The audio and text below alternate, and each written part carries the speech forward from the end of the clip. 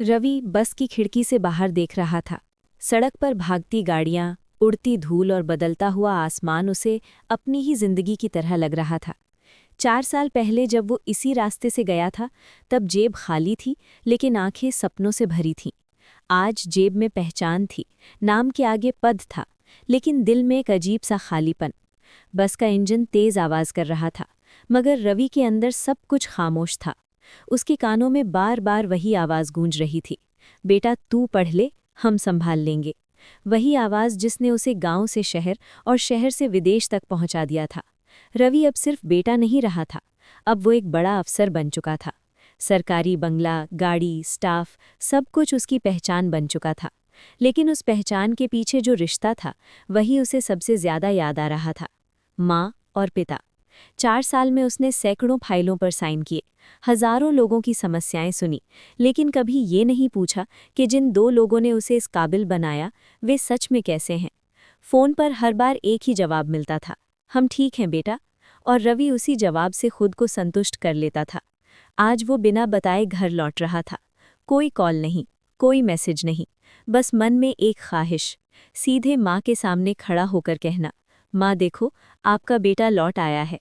बस शहर के बाहर पहुंचते ही ड्राइवर ने गाड़ी धीमी कर दी। सड़क के किनारे एक पुराना सा मंदिर था। कुछ लोग हाथ फैलाए बैठे थे। रवि की नज़र यूं ही घूम रही थी। तभी उसकी नज़र एक झुके हुए कंधों वाले बूढ़े आदमी पर ठहर गई। फटे कपड़े, गंदी दाढ़ी, धूप से जला चेहरा, कुछ जाना पहचाना सा। रवि ने नज़र हटा ली, खुद से कहा, भ्रम है, लेकिन दिल नहीं माना। उसने फिर देखा। इस बार उसकी सांस अटक गई। वो आदमी हाथ फैलाकर भीख मांग रहा था। रवि का शरीर सुन्न हो गया। उसने गाड़ी से उतरते हुए खुद को संभालने की कोशिश की। हर कदम भारी लग रहा था, जैसे कोई अदृश्य बोझ उसे जमीन में धंसा रहा हो। वो आदमी धीरे से सिर उठाता है और समय वहीं रुक जाता है। वो उसका पिता था, वही जिसने उसे उंगली पकड़कर चलना सिखाया था, वही जिसने अपने सपने बेचकर बेटे के सपने खरीदे थे। रवि घुटनों के बल बैठ जाता है। उसकी आवाज निकलते हुए कांपती है, बाबूजी। बूढ़ा आदमी कुछ सेकंड तक उसे देखता रहता है, फिर आंखें फैल जाती हैं। रवि। दोनों की आंखों से आंसू बहने लगते हैं। आसपास की दुनिया गायब हो जाती है। रवि बार बार एक ही सवाल करता है, माँ कहाँ है, घर कहाँ है, आप यहाँ कैसे। बूढ़ा आदमी सिर झुका लेता है। घर अब हमारा नहीं रहा बेटा। ये वाक्य रवि के दिल में तीर की तरह उतरता है। वो कुछ बोल नहीं पाता। उसके हाथ पिता के कांपते हाथों को पकड़ लेते हैं। जिन हाथों में कभी ताकत थी, आज सिर्फ हड्डियां बची थी।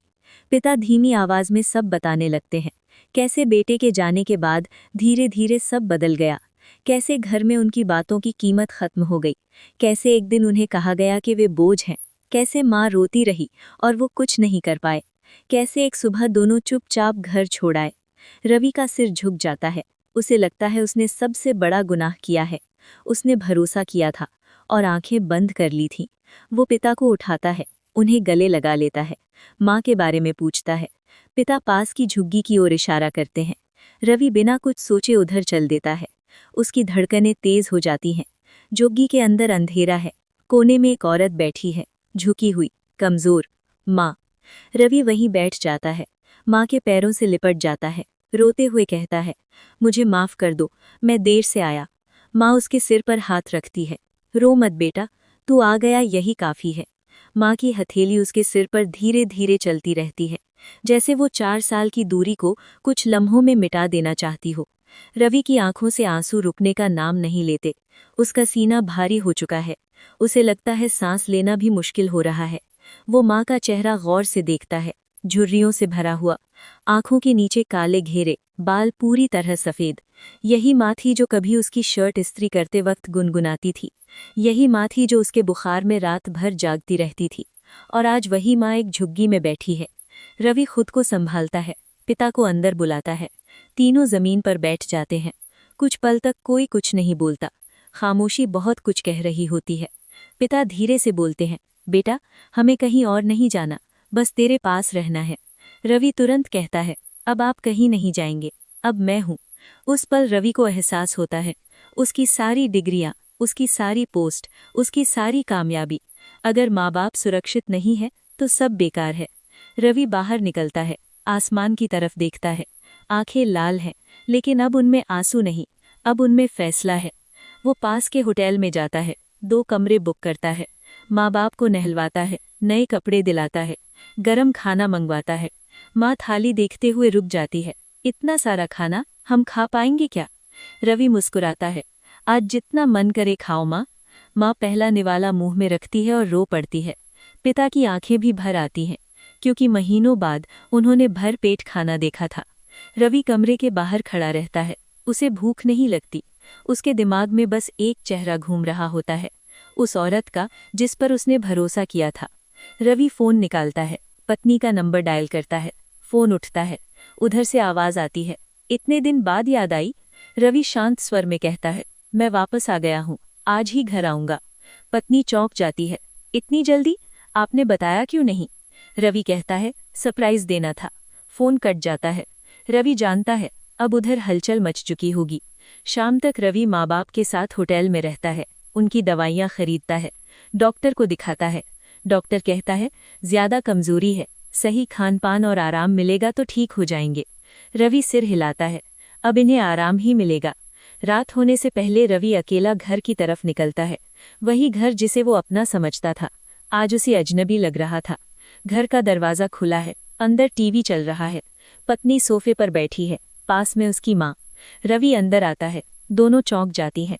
पत्नी मुस्कुराने की कोशिश करती है, आप आ गए? रवि चारों तरफ देखता है, घर सजा हुआ है, सब कुछ ठीक ठाक लग रहा है।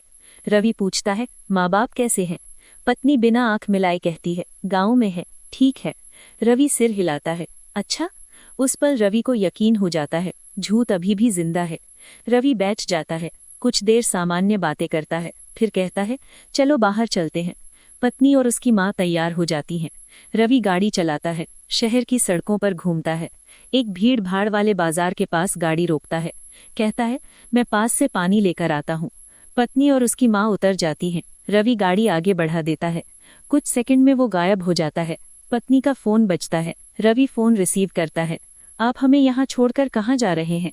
रवि शांत स्वर में कहता है, जैसे तुमने मेरे माँ बाप को छोड़ा था। उधर सन्नाटा छा जाता है, फोन कट जाता है। रवि सीधे होटल लौटता है। माँ उसे देखते ही पूछती है, सब ठीक है ना बेटा? रवि मुस्कुराता है, अब सब ठीक होगा माँ। उस रात रवि बहुत देर तक जागता रहता है। वो जानता है असली लड़ाई अभी बाकी है। रवि खिड़की के पास बैठा रहता है। बाहर सड़क पर गाड़ियां गुजर रही होती हैं, लोग अपनी अपनी मंजिल की तरफ भाग रहे होते हैं। लेकिन रवि की मंजिल अब बदल चुकी थी। अब उसकी सबसे बड़ी मंजिल उसके माँ बाप थे। सुबह की हल्की रोशनी कमरे में फैलने लगती है। माँ की आंख खुलती है। वो कुछ पल तक चुपचाप देखती रहती है, फिर धीरे से बोलती है, बेटा, ये सपना तो नहीं है? रवि मुस्कुराता है, नहीं माँ, मैं सच में आ गया हूँ। माँ की आंखों में चमक आ जाती है। पिता करवट बदलते हैं, उठकर बैठते हैं, रवि को देखते हैं। उनकी आंखें भर आती हैं। रवि दोनों के पैर छूता है। आज पहली बार उसने महसूस किया, ये झुकना कमजोरी नहीं, ये सबसे बड़ी ताकत है। रवि होटल से चेकआउट करता है, माँ बाप को साथ लेकर नए घर देखने निकलता है। वो चाहता था एक छोटा सा घर, शांत जगह पर, जहाँ उन्हें कोई डर ना हो। कई घर देखने के बाद एक साधारण सा मकान पसंद आता है, साफ सुथरा, हवादार, छोटी सी रसोई। माँ धीरे से दीवार को छूती है, ये हमारा होगा? रवि की आंखें भर आती हैं, हाँ माँ, अब यही आपका घर होगा। कागजों पर दस्तखत होते हैं। रवि पहली बार किसी चीज पर इतना सुकून महसूस करता है। शाम को माँ नए घर में पहला कदम रखती है, माथे से पसीना पोंछती है, धीरे से बोलती है, अब हमें कहीं नहीं जाना पड़ेगा। पिता कोने में बैठ जाते हैं, आंखें बंद कर लेते हैं, शायद जिंदगी में पहली बार चैन महसूस कर रहे होते हैं। रवि पास बैठता है। माँ पूछती है, तेरी पत्नी कहाँ है? रवि कुछ सेकंड चुप रहता है, फिर कहता है, उससे सब खत्म हो गया माँ। माँ घबरा जाती है, ऐसा मत कर बेटा, घर टूट जाएगा। रवि माँ का हाथ पकड़ता है। घर तब टूटता है माँ, जब उसमें इंसानियत खत्म हो जाती है। माँ चुप हो जाती है। अगले दिन रवि वकील से मिलता है, सारी बात बताता है। वकील कहता है, केस मजबूत है। रवि सिर हिलाता है, मुझे बदला नहीं चाहिए, मुझे इंसाफ चाहिए। पत्नी लगातार कॉल करती रहती है, मैसेज भेजती है, माफी मांगती है। रवि कोई जवाब नहीं देता। कुछ दिन बाद कोर्ट की तारीख पड़ती है। माँ बाप पहली बार कोर्ट जाते हैं, डरे हुए, सहमे हुए। रवि उन्हें हिम्मत देता है, मैं हूं ना। कोर्ट में पत्नी भी आती है। उसका चेहरा बदला हुआ होता है। जज के सामने सारी बातें रखी जाती हैं। पत्नी सच मान लेती है। वो कहती है मुझसे गलती हो गई। माँ की आंखों से आंसू बहते हैं। जज फैसला सुरक्षित रख लेते हैं। कुछ हफ्तों बाद फैसला आता है, शादी खत्म। रवि को कोई खुशी नहीं होती, कोई दुख भी नहीं, बस सुकून होता है। रात को रवि माँ के पास बैठा होता है। माँ पूछती है, बेटा तू खुश है? रवि मुस्कुराता है, हाँ माँ, क्योंकि आप मेरे साथ हो। माँ उसका माथा चूम लेती है। रवि आसमान की तरफ देखता है, तारे चमक रहे होते हैं। वो खुद से कहता है, मैं अफसर जरूर हूँ, लेकिन सबसे पहले बेटा हूँ। रवि देर तक आंगन में बैठा रहता है। रात की ठंडी हवा उसके चेहरे को छू रही होती है। घर के अंदर माँ और पिता सो रहे होते हैं। उनकी सांसों की आवाज़ रवि को सुकून देती है। उसे लगता है जैसे कई सालों बाद उसके भीतर कोई खाली जगह भर रही हो। रवि देर रात तक छत पर टहलता रहता है। आसमान में बादल धीरे धीरे सरक रहे होते हैं। हवा में हल्की ठंडक होती है। उसके मन में बीते हुए 4 साल किसी फिल्म की तरह चल रहे होते हैं। उसे याद आता है विदेश में बिताई गई रातें, जहां वो अकेले कमरे में बैठकर माँ की आवाज़ सुनने के लिए तरसता था। लेकिन काम और जिम्मेदारियों के बोझ में वो खुद को समझा लेता था। अब उसे एहसास होता है सबसे बड़ी गलती यही थी, खुद को समझा लेना। सुबह वो ऑफिस जाता है। एक और केस सामने आता है। एक बूढ़ी माँ को उसके बेटे ने वृद्धाश्रम में छोड़ दिया है। रवि उस बेटे को बुलवाता है। बेटा आंखें झुकाए खड़ा रहता है।